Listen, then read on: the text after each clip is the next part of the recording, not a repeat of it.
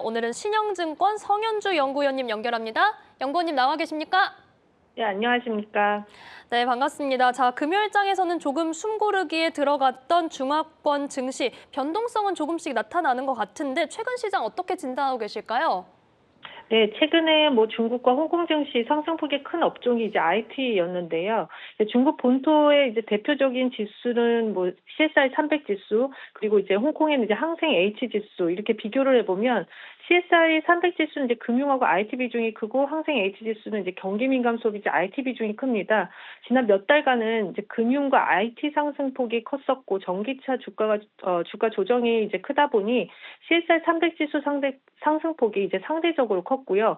근데 이제 최근에 CSI 300 지수는 좀 이제 지지부진한 반면에 홍콩 증시 반등폭이 또 재차 커지고 있는데 또 그 이유가 이제 금융주와 본토 IT주는 조정을 받았던 반면에 전기차와 또 홍콩 IT주의 반등이 좀 컸었습니다. 중국 본토와 또 홍콩 증시에 상장되어 있는 또 IT주 성격도 좀 다른데요. 대표적인 지수가 이제 본토에는 과창반 50 지수, 홍콩은 항생 테크 지수인데 이 두 지수를 비교를 해보면 과창판 50 지수는 반도체와 제약 비중이 크고 항생 테크 지수는 전기차와 온라인 플랫폼 비중이 큽니다. 중국 정부의 정책 모멘텀이 큰 업종 비중이 어떻게 보면 이제 과창판 50 지수에 좀 더 포진되어 있고 그렇다 보니 상승을 하면서 이제 밸류에이션 부담은 크지만 EPS 증가율 상승폭이 크다는 점에서 향후 성장 가능성 굉장히 유효하다는 판단입니다. 홍콩의 이 항생테크 지수도 본토 증시 상승에 영향을 받을 밖에는 없다는 그런 판단이기 때문에 두 지수 모두 저는 최근에 이제 긍정적인 흐름 보일 수 있다라는 판단입니다.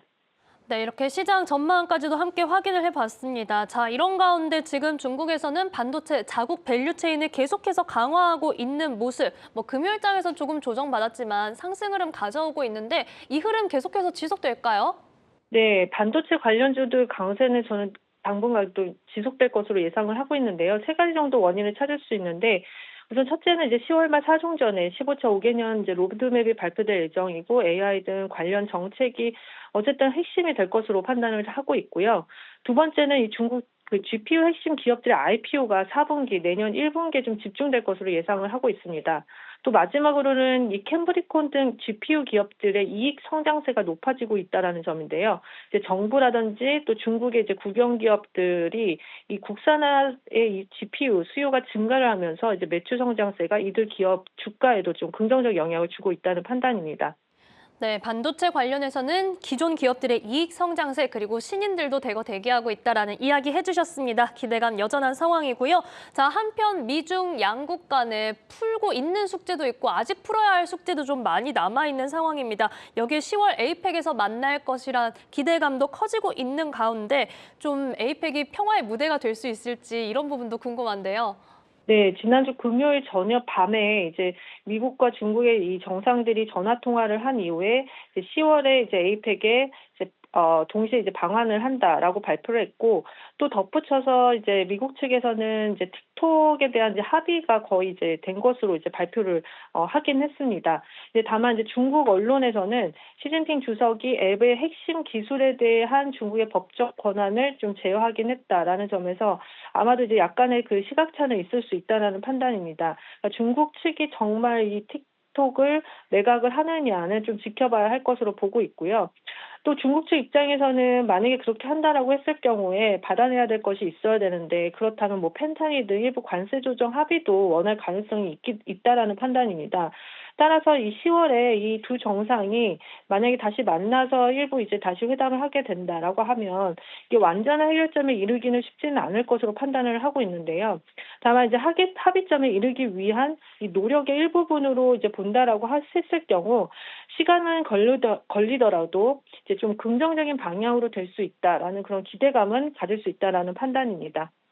네, 틱톡 매각과 관련해서는 정말 어떻게 최종 결정이 나는지 저희가 끝까지 좀 지켜봐야겠습니다. 에이펙도 주목해 보시고요.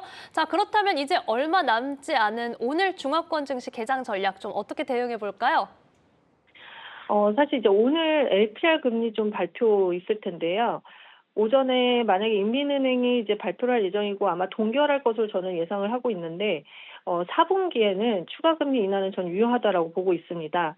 뭐 현재 중국의 환율이라든지 그다음에 물가 상황들을 봤을 때에는 추가 금리 인하 가능성이 좀 높아질 것으로 보고 있고 만약에 그렇게 본다면 10월 정도가 가장 좀 유력하지 않을까라는 판단을 하고 있고요. 왜냐하면 이제 10월 달에 이제 국경절 또 중추절 연휴로 인해서 아마 인민은행은 바로 그 전주에 공개시장 조작을 통해서 좀 대규모의 좀 유동성을 공급할 것으로 예상을 하고 있고 만약에 그렇게 된다라고 하면 연휴 이후에 다시 그 자금들이 다시 또 흡수가 되기 때문에 결국 인민은행 입장에서는 지준율이라든지 금리 인하 가능성을 굉장히 고려할 것으로 판단을 하고 있습니다. 또 최근에 중국의 뭐 8월 경제 지표도 예상치를 크게 하회를 하면서 약간 경기에 대한 우려가 커지고 있기 때문에 더욱 그렇다는 판단이고요.